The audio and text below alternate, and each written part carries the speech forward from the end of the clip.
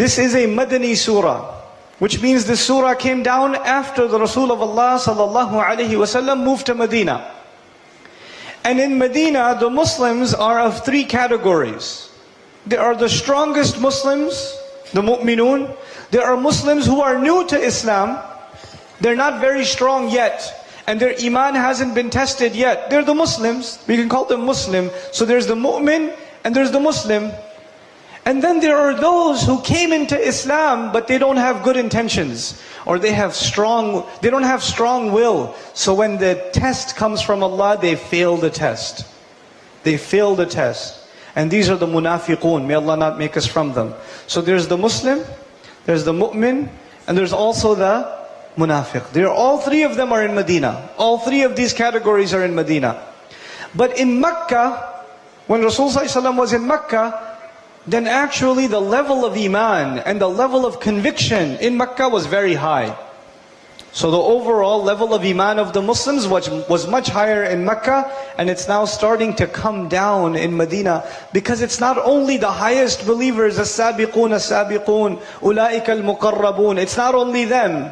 There are some new people too, who haven't gotten the kind of training that Abu Bakr as-Siddiq has, radiallahu anhu, or like Umar, radiallahu anhu. There's some new people. And also there are people who are munafiqun. So overall, the concentration has gotten low. The iman is not as strong. And in that climate, when Allah Azza wa Jal teaches the Rasul sallallahu alayhi wasallam that the iman is going down of the ummah, He revealed certain surahs that are supposed to raise the iman again. These surahs are called the musabbihat. They begin with sabbaha lillah or yusabbihu lillah. The purpose of these surahs in Madani Quran is to raise the iman of the ummah. And Surah Al-Jumu'ah is one of these surahs. Allah Azza wa Jal begins, يُسَبِّحُ لِلَّهِ مَا فِي السَّمَوَاتِ وَمَا فِي الْأَرْضِ. Everything in the skies and the earth continues to and will continue to declare Allah's perfection.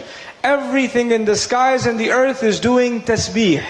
يُسَبِّحُ لِلَّهِ مَا فِي السَّمَوَاتِ وَمَا فِي الْأَرْضِ. Before I go on, I want you to think about this concept. Everything is doing tasbih.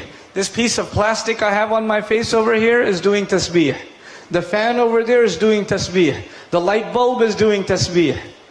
The concrete on the floor is doing tasbih. The chair you're sitting on is doing tasbih.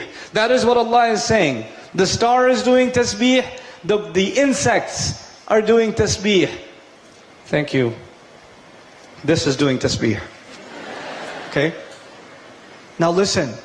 Why is that important? Because Allah Azza wa Jalla is saying, nobody should come to remind you to do tasbih. Everything around you is reminding you to do tasbih. Sometimes you make salah, and you finish salah, and you're in a hurry. So you finish salah and you get up and you go. But sometimes you finish salah and the person next to you is doing tasbih. And when you see that person doing tasbih, what do? You say, oh, I forgot, man, I should do tasbih too. You see? When you see someone else doing it, what happens? You remember yourself. Everything is doing what? Tasbih. And one of the benefits of that is that now I am constantly being reminded by all the creations of Allah that I should be doing tasbih also. Every ayah is to benefit me. That's one of the benefits of the ayah. Everything does tasbih, why don't you? يُسَبِّحُ لِلَّهِ مَا فِي السَّمَوَاتِ وَمَا فِي الْأَرْضِ الْمَلِكِ الْقُدُّوسِ الْعَزِيزِ الْحَكِيمِ. This is unusual in the Quran. Allah usually mentions two of His names at the end of an ayah. وَاللَّهُ غَفُورٌ رَحِيمٌ وَاللَّهُ عَزِيزٌ حَكِيمٌ. But here you find four names of Allah in a row. Al-Malik, Al-Quddus, Al-Aziz, Al-Hakim. Four names of Allah. The first name is Al-Malik, which means the king. The second name is Al-Quddus, which means the ultimately pure. Not only the one who is pure, Quddus is also the one who purifies. So there are two meanings, the lazim and the muta'addi meaning. The one who is pure and the one who purifies. That is the Quddus. I'm giving you simple meanings. What was Al-Malik? Call it out loud. What was Al-Malik? The king. What is Al-Quddus? The pure. The pure and the purifier. the pure and the purifier. Okay, that's Al-Quddus. Then it's Al-Aziz. Al-Aziz is the authority.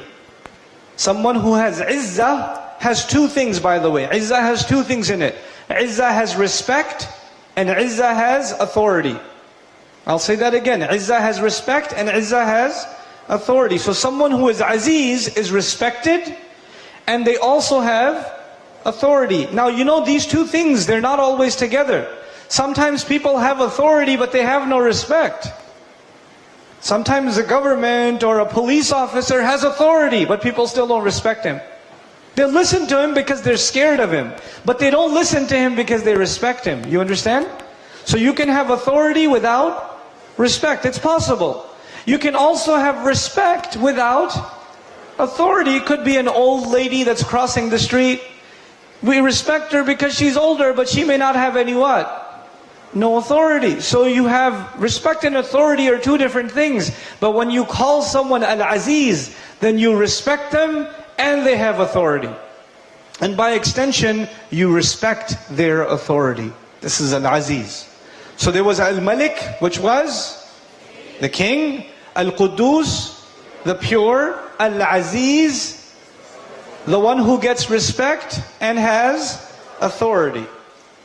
Okay, now Al-Aziz, what's the last name? Al-Malik, Al-Quddus, Al-Aziz, Al-Hakim. Al-Hakim is the wise. Al-Hakim is the one who has wisdom.